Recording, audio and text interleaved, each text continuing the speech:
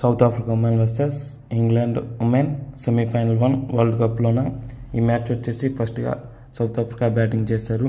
ఫస్ట్గా బ్యాటింగ్ చేసిన south Africa వచ్చేసి 319 స్కోర్ చేశారు 7 వికెట్ల నష్టానికి. మెయిన్గా సౌత్ ఆఫ్రికా కెప్టెన్ వచ్చేసి లారా వోల్వర్త్ వచ్చేసి 169 పరుగులు చేసింది. అలానే ఆమెకు సపోర్ట్గా క్యాప్ ట్రయాన్ వచ్చేసి బాగా ఆడారు. మెయిన్గా ఇంగ్లాండ్ బౌలర్స్లో సోఫీ ఎక్లిస్టన్ వచ్చేసి 4 వికెట్లు తీసుకుంది 44 పరుగులకి.